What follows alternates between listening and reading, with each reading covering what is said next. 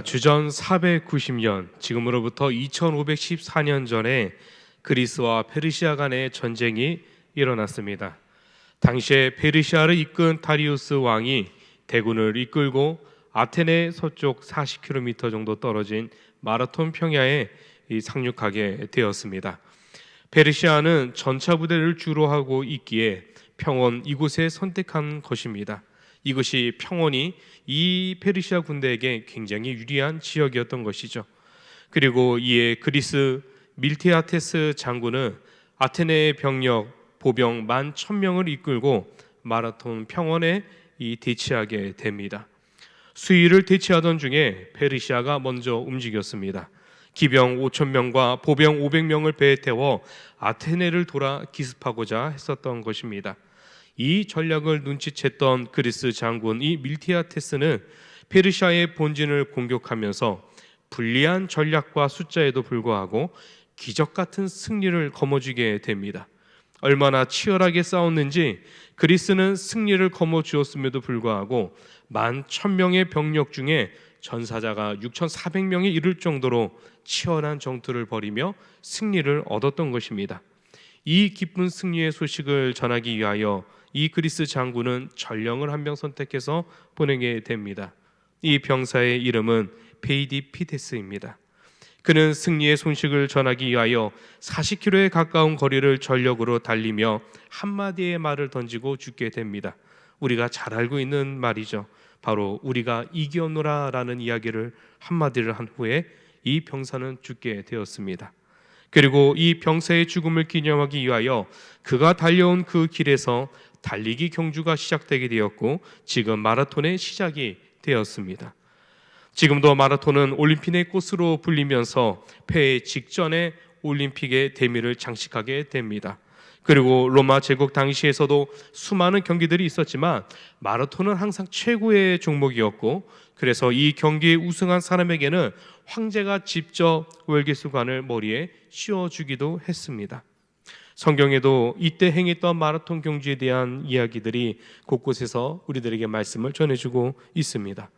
고린도전서 9장 24절에서는 운동장에서 다름질하는 자들이 다 달릴지라도 오직 상 받는 자는 한 사람인 줄을 너희가 알지 못하느냐라고 말씀하고 있고, 또 히브리서 12장 1절에서는 이러므로 우리에게 구름같이 둘러싼 허다한 증인들이 있으니 모든 무거운 것과 얼매이기 쉬운 죄를 벗어버리고 인내로서 우리 앞에 당한 경주를 경주하며라고 말씀하고 있습니다.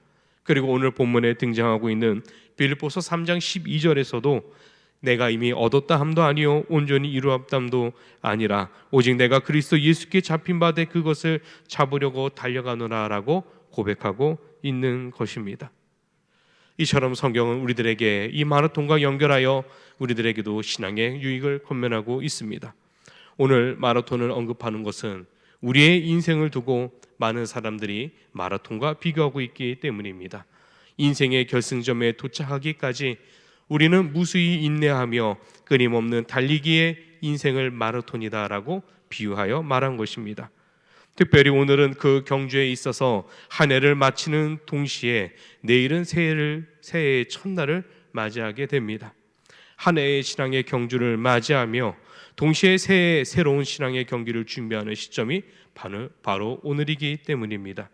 이 중요한 시점에 우리는 본문을 통해 한 해를 마무리하고 새해를 맞이함에 있어서 어떤 신앙의 자세를 가져야 하는지를 살펴보며 우리의 은혜의 자리로 삼길 진심으로 소망합니다. 먼저 바울은 12절에 내가 이미 얻었다 함도 아니요 동시에 온전히 이루지 못했다라고 고백하고 있습니다. 바울은 이 고백을 통해 성도는 부단히 노력하는 존재임을 강조하고 있습니다. 특별히 신앙에 있어서 구원의 완성을 위하여 부단히 노력하는 존재가 우리다라고 말하고 있는 것입니다. 그렇다면 구원의 완성을 위해 부단히 노력해야 된다라는 것은 어떤 의미를 가지고 있는 것일까요? 이를 오해할 때 우리는 자칫 그리스도께서 우리들에게 주신 이 구원이 불완전한 것이다라고 생각될 수 있습니다. 구원이 불완전한다는 것은 구원을 위해 다른 노력이 필요하다라는 것입니다. 바로 인간의 노력이 필요하다라는 오해이죠. 우리는 이를 두고 신인 합동설이다라고 말하기도 합니다. 하나님께서 베푸신 구원에 인간의 노력이 반드시 필요하다라는 겁니다. 하나님께서 구원의 길을 열어주셨기에 이제는 인간이 노력을 통하여 뒤따라가야 한다라는 주장입니다. 마치 어린아이에게 선물을 주어도 그 선물을 풀어 소유하는 것이 아이의 노력이 뒤따라야 한다는 것처럼 구원에 있어서도 그래야 된다라는 주장입니다. 대표적인 것이 가톨릭의 구원관입니다. 구원을 위해 고행과 선행을 베풀 때 비로소 구원을 얻게 된다라는 것입니다. 그래서 가톨릭은 천국과 지옥 사이에 연옥이 있다고 말합니다. 죽은 자들이 그곳에 머물러 있을 때 그들의 이름으로 헌금하고 그들의 이름으로 봉사하고 그들의 이름으로 선행을 베풀게 되었을 때 그 선행이 쌓여 천국에 간다라는 교리입니다. 종교개혁자들은 이를 빗대어 헌금함에 쨍그랑 소리가 울릴 때마다 구원의 길이 열린다 비난하기도 했습니다. 이는 명백한 잘못된 구원관입니다. 하나님께서는 그리스도를 통해 구원의 길을 우리들에게 주셨을 때 전적인 하나님의 주권 속에 얻게 하셨기 때문입니다. 마치 믿는 것이 우리의 의지를 필요로 하는 것처럼 보일 수 있지만 실상은 그마저도 하나님께서 주셔야만 가질 수 있는 믿음이기 때문입니다. 그래서 로마서 1장 17절에 바울은 이렇게 말씀하고 있습니다. 복음에는 하나님의 의가 나타나서 믿음으로 믿음에 이르게 하나니 기록된 바 오직 의인은 믿음으로 말미암아 살리라 함과 같으니라. 믿음으로 믿음에 이르게 된다라는 것은 우리의 의지를 말하는 것이 아닙니다. 우리의 의지적인 믿음조차도 하나님의 섭리 안에 주어진 선물이자 은혜임을 말하고 있는 것입니다. 따라서 우리는 우리의 믿음조차도 하나님의 주신 은혜란 사실을 우리는 잊어서는 안 될 것입니다. 인생을 사는 것도 동일합니다. 우리의 힘으로 사는 것 같지만 실상 우리 힘으로 살아가는 것이 아닙니다. 하나님의 은혜로 하나님의 주권 속에 살아가는 것, 그것이 성도의 인생임을 우리는 믿어야 합니다. 이는 우리가 한 해를 살아온 것도 마찬가지입니다. 한 해의 경주를 무사히 마칠 수 있는 것, 오늘이라는 시간을 맞이할 수 있는 것, 우리의 노력이 아닌 하나님의 은혜이자 선물이며 돌보심의 결과인 것입니다. 그렇기 때문에 우리는 한 해를 마무리함에 있어 회식과 영화, 가족과 뜻깊은 시간을 보낼 수 있겠지만 우리는 그보다 먼저 하나님 앞에 감사함으로 마무리할 수 있는 주의 백성들이 되시길 소망합니다. 가정이 모여 한 해 동안 깨닫게 하신 것이 무엇인지, 하나님께서 한 해 동안 인도하신 것이 무엇이었는지, 하나님의 돌보심이 무엇이었는지 영적으로 한 해를 정리하며 하나님께 감사와 영광을 돌리며 마무리할 수 있는 복된 하루를 보내시길 주의 이름으로 축복합니다. 그때 하나님께서는 우리들에게 하나님의 손길을 발견하는 은혜를 누리게 하실 것이고 그 은혜가 다가올 새해를 믿음으로 소망하게 인도해 주실 것입니다. 그 복된 하루가 오늘 저와 여러분들의 삶이 되길 주의 이름으로 축복합니다. 둘째로 바울은 부단히 노력하되 끊임없이 노력하는 존재가 될 것을 말하고 있습니다. 이는 구원의 신앙은, 즉 구원받은 신앙은 신앙의 끝이 아니라 시작 지점이기 때문입니다. 이를 강조하기 위하여 구원의 완성을 위해 노력하라라고 말하고 있는 것입니다. 그러면서 마라톤 경주의 개념을 가지고 오늘 본문을 표현하고 있습니다. 마라톤 주자가 경주를 할 때 어떤 모습으로 참여합니까? 코스의 꼬린 지점을 위해 출발하여 쉬지 않고 달려가지 않습니까? 선수 중에 늦게 들어오는 사람이 있을지라도 포기하는 사람은 없습니다. 또한 적당히 만족하며 달리는 선수 또한 없습니다. 모두가 어제보다 더 빠르기 위하여 0.1초라도 더 빠르게 도착하기 위하여 만족함 없이 골대를 향하여 끊임없이 달려가는 것이 경주의 특징입니다. 마라톤 전투의 승정보를 정했었던 전령도 그러했습니다. 승리의 소식을 전함에 있어서 적당히 달릴 수도 있었습니다. 달리며 흐르는 땀도 닦아내고 그리고 숨이 차면 숨도 고르고 목이 마르게 되면 목을 축이며 가도 됐습니다. 그렇게 달린다 하여서 승리의 사실은 바뀌지 않기 때문입니다. 그럼에도 불구하고 전령은 그렇게 달리지 않지 않았습니다. 그는 목을 축이지도 않았고 숨을 고르지도 않았고 달리다가 지쳐 죽을 때까지 한마디의 승전보를 전하기 위하여 그는 죽음을 각오하고 달렸던 것입니다. 그는 자신에게 주어진 사명을 감당하기 위하여 전력을 다해 질주하는 모습을 보여준 것이었습니다. 사도 바울은 어떤 모습으로 우리를 섬겼습니까? 그는 빌립보서 3장 12절 후반절에 그는 이렇게 고백합니다. 그리스도 예수께 잡힌 바 된 그것을 잡으려고 달려가노라라고 고백하고 있습니다. 다메섹에서 주님을 만난 그 순간부터 자신의 모든 것을 주님께로 향했다라는 고백입니다. 실제로 그는 다메섹에서 주님을 만난 이후 자신의 모든 삶을 내어 던졌습니다. 오직 주님만을 위한 삶을 살고자 그는 자신의 가정조차도 돌아가지 않은 채 바로 선교지로 떠나게 되었습니다.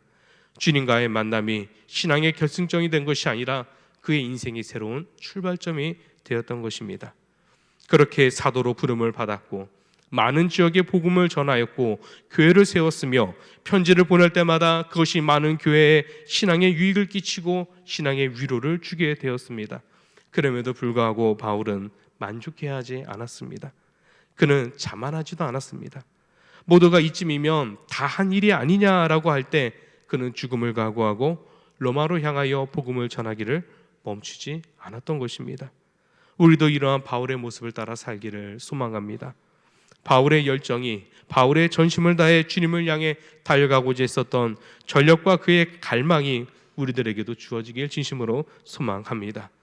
그 열정으로 우리가 한 해를 마침으로 인해 만족해하는 것이 아니라 주님이 부르실 그날까지 신앙의 경주에는 끝이 없다는 사실을 기억하고 나의 마지막 숨을 내뱉는 그 순간까지도 신앙의 경주에 최선을 다해 다른 박질할 수 있는 저와 여러분들이 되시길 진심으로 소망합니다. 이를 위해서 우리가 한 가지 주의해야 될 것이 있습니다. 바로 자만과 교만입니다. 자기 스스로를 뽐내는 것이죠. 내가 이런 모습으로 여기까지 이렇게 달려왔다라는 것이고, 그리고 이 정도이면 나보다 더 열심히 한 사람은 없을 거라라는 교만을 주의해야 된다라는 것입니다. 초대교회 당시 특히 빌립보에 있는 성도들은 자만과 교만 가운데 주님을 향해 달려갔던 다른 박질을 멈춘 이들이 있었습니다. 이들은 자만으로 인하여 스스로 신앙의 정점에 이르렀다 자랑하는 이들이었고, 그래서 더 이상 주님을 위해 섬기고 희생하는 것, 신앙생활에 열심을 다하여 참여하는 것을 헛되다 여기는 사람들이었습니다. 그들은 성령님 안에 모든 것을 누리기에 열심을 내는 삶은 부질없다 여기며 방종으로 타락의 길을 걸어갔던 성도들이었습니다. 그 결과 빌립보 교회에 무엇이 주어졌습니까? 그리스도를 따라가는 것을 멈추게 된 것입니다. 더 나아가 그리스도를 닮아가기를 멈추게 되었습니다. 방종으로 인해 죄악을 즐기면서 죄의 대가가 자신과는 아무런 상관없다 여기며 반도덕적인 부도덕한 삶을 이어가며 살아가게 되었던 것입니다. 무엇입니까? 신앙의 경주를 멈추는 것이 그리스도의 삶을 부정한 것으로 결착되게 된 것입니다. 이것이 중요한 것은 우리도 이러한 자만과 교만에 빠질 때가 있기 때문입니다. 신앙의 열심에 대해 스스로 자만할 때가 우리도 있지 않습니까? 이러할 때 우리는 신앙의 경주 가운데에 믿음의 길을 걸어감에 있어서 우리가 올해 이렇게 살아왔으면 내년에는 이렇게 쉬어도 되겠지, 올해 내가 이렇게 큰 일들을 감당했으니 앞으로는 내가 좀 더 뒤로 물러나도 되겠지라는 생각을 가지고 우리가 삶을 살아가지 않기를 소망합니다. 바울과 같이 신앙의 경주에는 끝이 없다는 것을 기억함으로써 주님께서 우리를 부르시는 그날까지 우리가 이 땅 가운데에서 우리의 숨을 마지막 숨을 내뱉는 그 순간까지 부르시는 주님을 향하여 우리가 쉬지 않고 달려가는 은혜를 누리는 그것을 우리의 기쁨으로 여길 수 있는 저와 여러분들이 되시길 진심으로 소망합니다. 그렇다면 우리는 이제 어떤 모습으로 우리는 한 해를 마무리해야 되는 것일까요? 바로 주님 안에서 돌아보고 깨닫고 고백함으로 한 해를 마치시기를 바랍니다. 마치 보석 감정사들이 보석을 감정하는 모습과 마찬가지입니다. 보석 감정사들이 보석을 감정할 때는 밝은 빛 안에 렌즈를 끼고 자세하게 살펴봅니다. 그러면서 흠집을 찾게 되는 것이죠. 우리는 이처럼 우리도 그리스도의 영광의 빛 아래 우리의 삶을 비춰보기를 소망합니다. 그래서 우린 주님의 영광의 빛 아래 우리의 삶을 온전히 살필 수 있는 하루가 되길 소망합니다. 그렇게 되면 우리들에게 이러한 것들을 발견하게 됩니다. 우리의 겸손이 아무리 겸손한다 할지라도 주님의 겸손과 비교할 때에 끊임없이 부족하다는 것을 우리는 깨닫게 될 것입니다. 우리가 아무리 지혜로운 한 해를 보냈다 할지라도 주님의 지혜에 비교할 수 없는 것을 발견하게 될 것입니다. 교회에 아무리 큰 공로를 세웠다 할지라도 주님의 십자가의 공로와 비교할 수 없다는 것과 우리가 아무리 사랑의 삶을 살았다 할지라도 주님의 사랑과 비교할 때 보잘것없는 것이 우리란 것을 발견할 것입니다. 그리고 이 발견이 새해 우리로 하여금 더욱 겸손하게 할 것이고, 새해 더욱더 주님을 의지하게 만들 것이고, 새해 더욱더 주님 앞에 온전히 살아가도록 노력하게 만들 것입니다. 그렇기에 사랑하는 우리 성도 여러분, 한 해를 마무리하면서 주님 안에서 살아온 한 해를 점검하시길 바랍니다. 주님 앞에 한 해 동안 나의 부족함이 무엇이었는지, 나의 연약함이 무엇이었는지, 또 주님 앞에 경험한 은혜가 무엇이었는지를 우리가 돌아봄으로써 주님 안에서 감사로 한 해를 마무리할 수 있는 그리스도인들이 되시길 주의 이름으로 축복합니다. 마지막으로 우리는 뒤를 돌아보지 않기를 원합니다.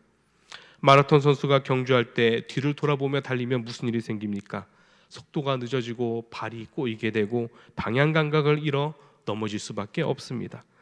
겨울 스포츠에 꽂힌 스피드 스케이트를 봐도 마찬가지입니다. 출발 신호가 울리면 선수들은 앞만 보고 달립니다.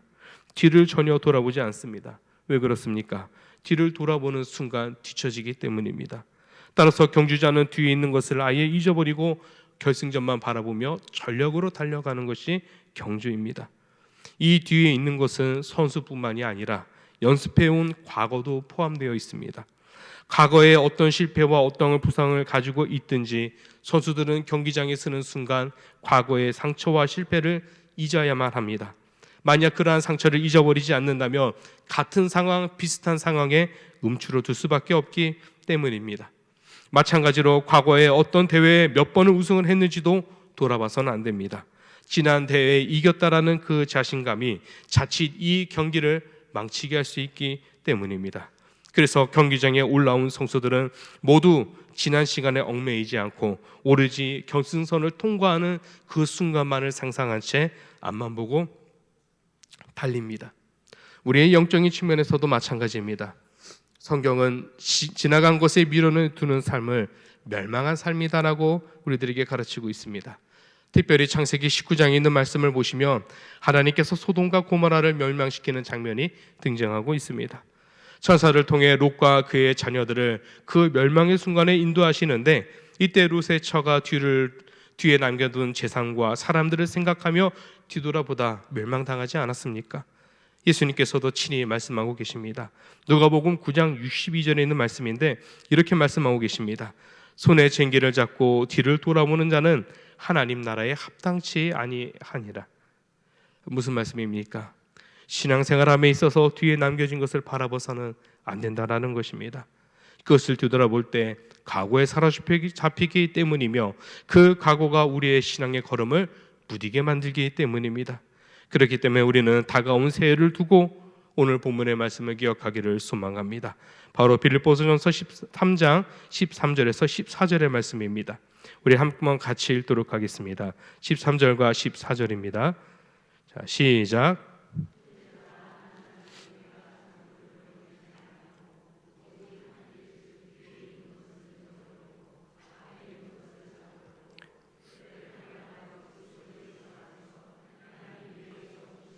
부름의 상을 위하여 달려가노라.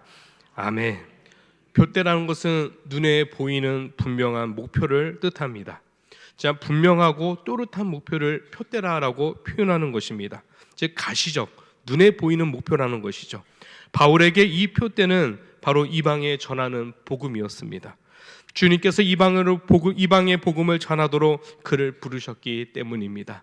그것이 그의 눈에 분명하게 보이는 자신의 사명이며 자신의 삶의 목표였던 것입니다. 바울은 그 분명한 목표를 자신의 눈앞에 두고 전 생애를 통해 하나님이 주신 그 목표를 이루고자 달려간 것입니다. 사랑하는 성도 여러분, 우리도 새해를 시작함에 있어서 우리의 신앙 안에 이 목표가 분명하게 있으시길 소망합니다. 우리의 목표가 이 땅 가운데서 배부르게 먹으며 우리가 평안히 살며 더욱더 부유하게 사는 것이 우리의 목표가 되는 것이 아니라 우리가 하나님 앞에서 나를 향해 가지신, 나에게 주신 그 사명이 무엇인지를 돌아보며 새해 내가 감당해야 될 주님의 일이 무엇인지를 우리가 돌아보며 고백할 수 있는 그리스도인들이 되시길 소망합니다. 그래야 우리는 눈앞에 있는 목표를 향해 우리도 달려갈 수 있기 때문입니다. 그래서 새해를 시작함에 있어서 하나님께서 나에게 주신 목표가 무엇인지를 돌아볼 수 있는 그리스도인들이 되시길 축복합니다. 이는 하나님께서 우리를 부르심에 있어서 그저 우연히 부르신 것이 아니기 때문입니다. 하나님께서 이방의 복음을 전하는 자로 바울을 부르셨던 것처럼 하나님께서는 우리들을 향한 각각의 목표와 계획을 가지시고 저와 여러분들을 부르셨기 때문입니다. 우리가 새해를 준비하시면서 2024년도 하나님께서 나에게 주신 사명은 무엇인지, 하나님께서 무엇을 위하여 나를 이 땅 가운데 부르셨는지 우리가 돌아보고 발견함으로써 우리에게 주어진 그 표대를 향하여 우리도 바울과 같이 우리의 모든 목숨을 걸며 우리의 모든 삶을 그곳에 내어 쏟으며 우리도 전력으로 달려갈 수 있는 복된 삶을 사는 새해가 되길 주의 이름으로 축복드립니다. 말씀을 마치고자 합니다. 오늘 하루 한 해의 마지막에 하루인 동시에 새해를 준비하는 하루가 됩니다. 우리가 이 귀하고 복된 날 우리가 한자리에 모여 하나님께서 우리들에게 인도해 주신 하나님의 손길을 돌아보며 감사함으로 마무리하시길 바랍니다. 그리고 다가올 새해 하나님께서 나에게 주신 사명의 길이 무엇인지를 돌아봄으로써 한 해 동안 그 목표를 향하여 쉬지 않고 달려가도록 주님 앞에 기도하며 간구함으로써 새해를 맞이하는 놀라운 은혜가, 그 축복이 저와 여러분들 가운데 주어지길 진심으로 소망합니다.